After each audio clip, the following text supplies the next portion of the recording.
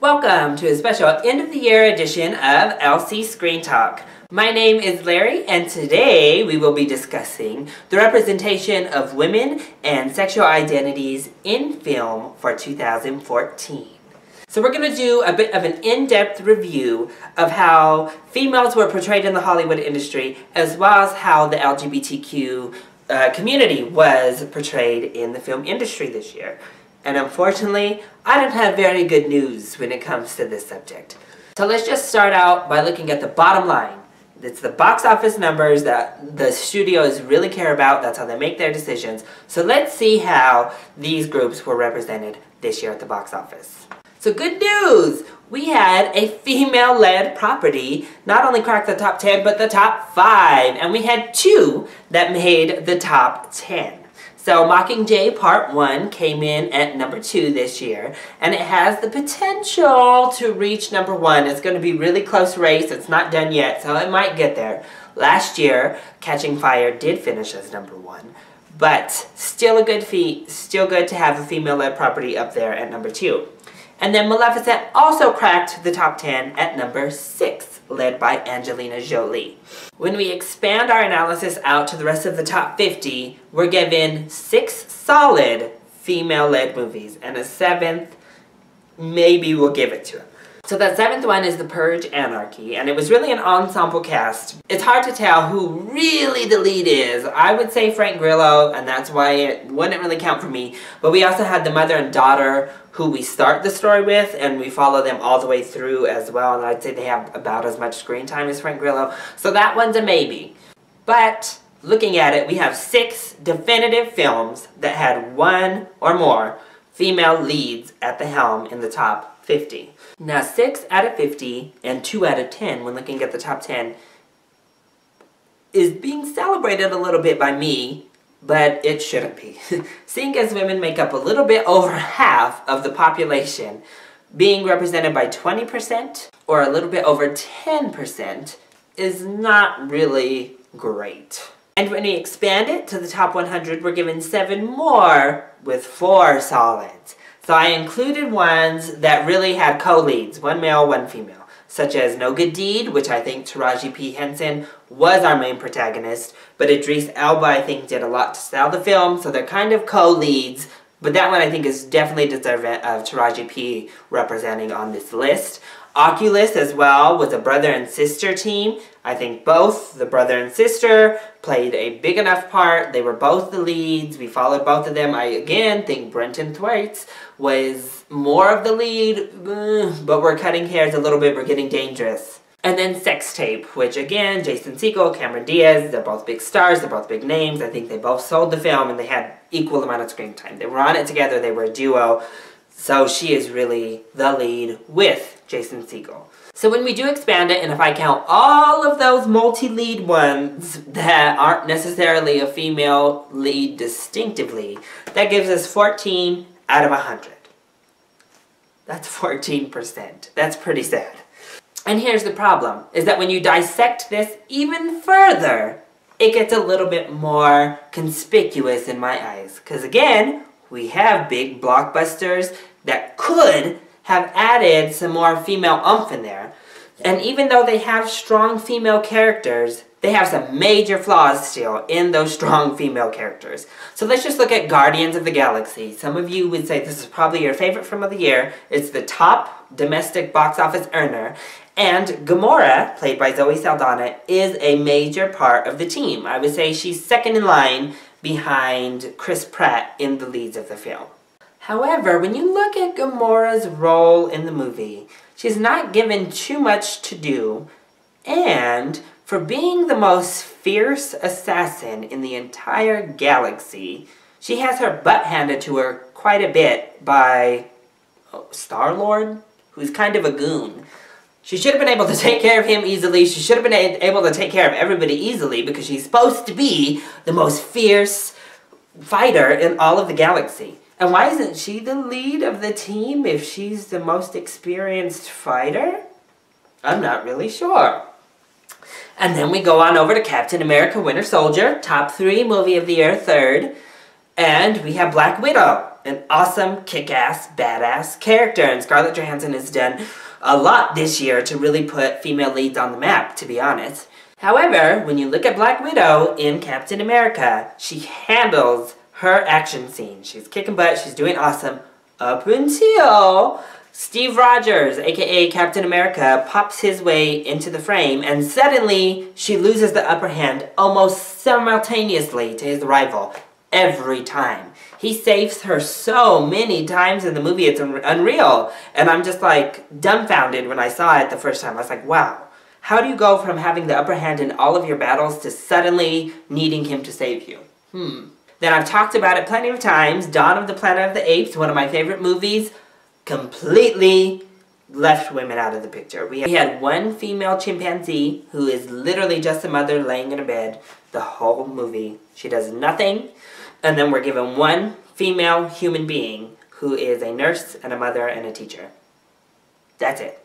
I mean, the stereotypical female roles right there. She's given nothing to do. She's basically just there to be there and move a romantic, like, motherly son plotline along. That's it. So Planet of the Apes, I thought, had a terrible representation of females, and that's what kept it from getting a little bit higher on my overall list of the year. And then even my favorite movie of the year I have problems with, and that's X-Men Days of Future Past. I think I nitpick Days of Future Past just a little bit because I know the comics, I know the rich history of these characters, and they waste their female characters so often in these X-Men movies. When you look at the background of X-Men, they have Storm, they have Jean Grey, they have Jubilee, they have Rogue, Mystique. We have so many really awesome female characters. And they're given a little bit to do. And when you have a star like Halle Berry, most of the time she was given something to do and billed as the top person in all the other films. This one, she's basically just a throwaway. And we do have Mystique, Jennifer Lawrence, as I would say, one of the top 3 main characters in the movie. She's really a catalyst in the film. She is really important to the film. She's, like, essential to moving the story along. But she's it. She's all the female representation here. Kitty Pryde has something important to do, but her part is so marginalized that that kind of cancels it out. And all of our other good female characters are in the future, and the future scenes are the scenes that we don't get that much of.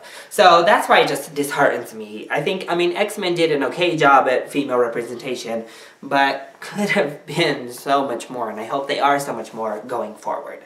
And then, again, let's just look at this scandal that is the Sony emails that just keep on giving. Because we were exposed to some sexism behind the scenes on the film American Hustle. It showed that all of the main male leads got $9 million, and Amy Adams and Jennifer Lawrence, who are 2 female leads, were given less, $7 million. Now I know, oh, $2 million, whatever, but it still shows inequality.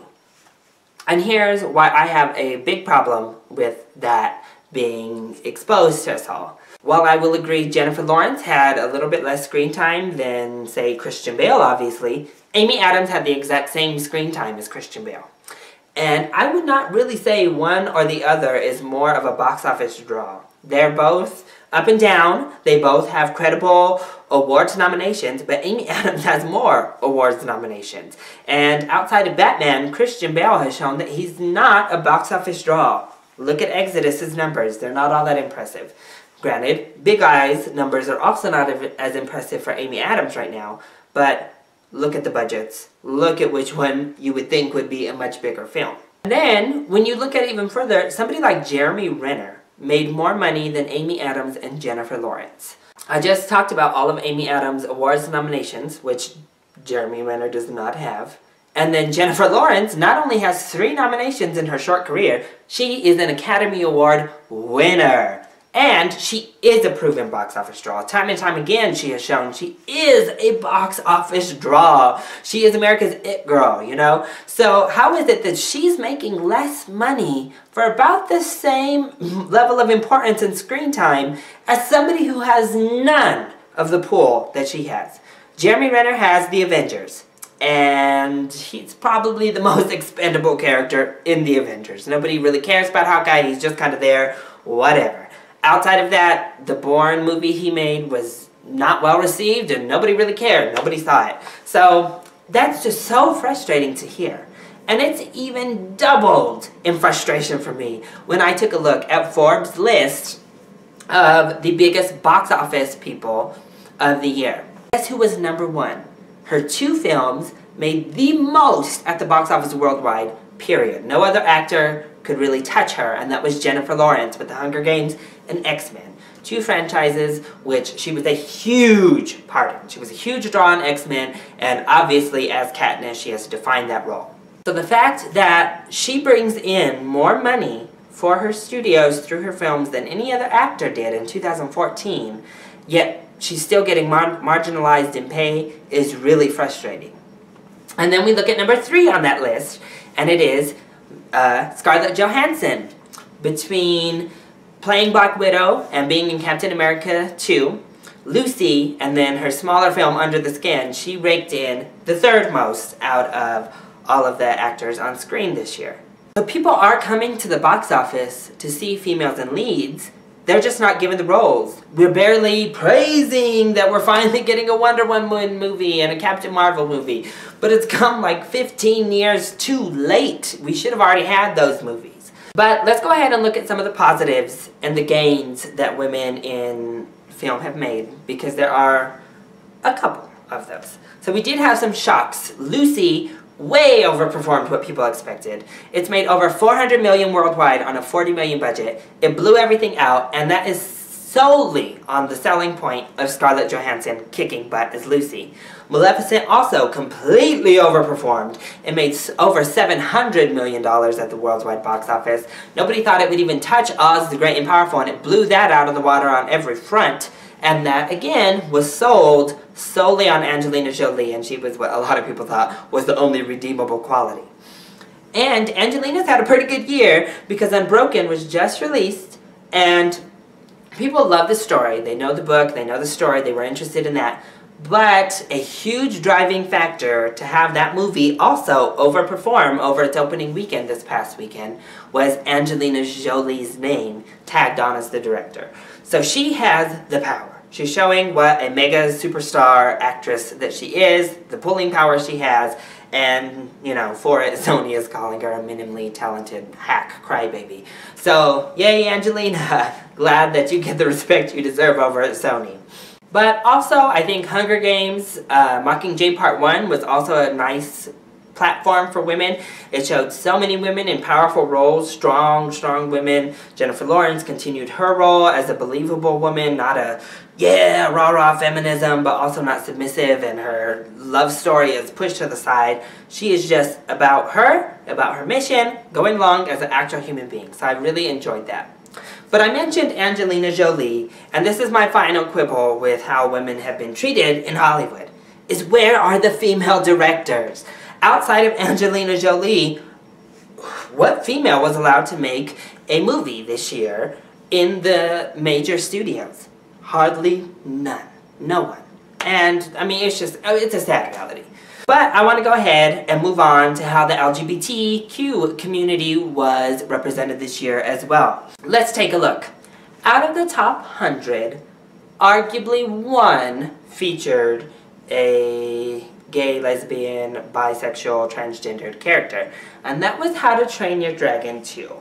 And he's not an out-and-out gay character. It was just a small little smidget of a line that was plugged in there. And then the director, though, confirmed that that's what the meaning was, that he was a gay character in the movie. So there was one, but it was really cutting it close to counting. Outside of that, none of them featured even a gay character. None of the movies I saw that were in the top 100 featured any gay characters, and I don't really know about any others. There were 3 films that didn't make the top 100, one that I think will be making it soon, that had positive portrayals of gay male characters. And those were The Imitation Game, who is about an actual gay person who was prosecuted in Britain for being gay during World War II. Dear White People, which actually had a person of color as a gay character and one of our lead main characters, one of our main protagonists, so that was really fantastic to see. And then The Skeleton Twins, which was one of my personal favorites of the year, but largely went overlooked. and Bill Hader just played such a realized, wonderful gay male character as well. But did you notice, even with How to Train Your Dragon 2, all of them were gay male characters?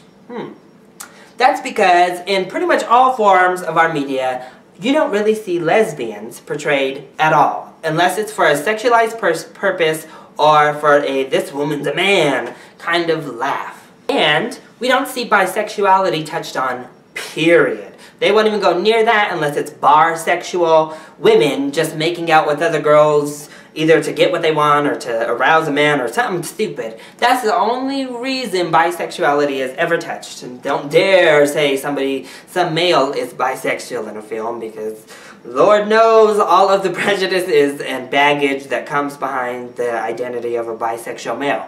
And let's just forget about transgender characters seriously making their way, because we are miles and miles away from that ever reaching the big screen. And it's a shame, because Orange is the New Black is such a good, positively received show, and for it to really make no impact outside of its own circle is pretty disheartening. I will say, speaking on Orange is the New Black, television does a much better job of gay portrayals. There are a lot more gay characters. But here's the problem even in television. All of our characters, minus one that I mentioned, are white, gay males in the middle to upper middle class. I just find that really interesting, that we've come to accept this form of gayness in our community. They're all still feminine. They all have that effeminate way about them, and we still use them a lot for comedic relief in that gay identity. And it's really disheartening to see. Same thing with lesbians. They're used for niche purposes in most cases. Those 3 movies I listed, I would argue, buck that trend, which is something really positive to see. Because we're not allowed to just have a gay lead character just be a character, and so what, they happen to be attracted to the same sex. It just doesn't happen. It has to be made a plot point, it has to be made of this, it has to be made of that. There has to be a deal made about it. It can't just be like, oh, you know, we see them do something and we move on, we don't really care, just like we see with our heterosexual main characters that are always portrayed in films. Now my final problem is this still toying with, making fun of, brunt of jokes attitude that the bro comedy has toward being gay or being a feminine male. It was highly evident in so many movies this year, and one that is coming out next year that I will be putting up a review for, that I saw this year. But with 22 Jump Street and The Interview, it was so in your face and so, like, disturbing to me in a lot of ways. If you want to do a bromance, if you want to, like, have these relationship quarrels between 2 males, cast gay male characters as your leads and be done with it. I'm sick of this joke that's made out of gay men in movies. It's just so crazy to me. The Interview was, like, that just blew my mind that they had this gay relationship between the 2 straight male characters, the whole thing, and it's always a joke. Whenever you have a more feminine male, like, doing something, it's still like, ooh, icky, ha ha ha, you're gay, that's funny. And I think that's so terrible, and that's why I enjoy things like the Skeleton Twins that don't take that approach at all. They present it as what it is, and you move on. And I think that's what we need to see. So, I'm hoping in 2015 we see a greater balance in women to men lead ratios. This year showed you again that people will come if you put a female lead in there, and she can hold the movie up on her own. Whether it be action, drama, romance, whatever you want to say, women can hold their own in these films. Get over it. Just do it already. Maybe we'll get to see a lead gay male character, or an actual realistic depiction of a lesbian character in film, and they won't be the brunt of all the jokes. I'll tell you, January is not going to be that month, because that movie I was telling you about, that's really terrible, comes out in January. So we still live in a pro-masculine world, and Hollywood is no exception to that rule. And in fact, they may even be worse over in Hollywood. But that's for a whole different conversation. But do you agree? Do we have a problem with the way women are represented in film, with women directors being able to get any kind of work in film with how gay characters, do you think that they are made a joke of? And is there progress? Because we did see those few films that portrayed them in a realistic light and fashion. Is there hope for progress? Will we see diversity added into the LGBT equation anytime in the near future? Let me know. What do you think about the whole thing? If you want to disagree, all opinions are welcome. I'm glad to have an intelligent debate. But just put your comments down in the comment section below or hit me up on Twitter. Thank you so much for watching this video. I hope you enjoyed it. If you did, click like down below and subscribe to the channel so you're always up to date on our latest videos. I love you all so much for your support. Mwah! Thanks for watching, and I'll see you next time. Bye!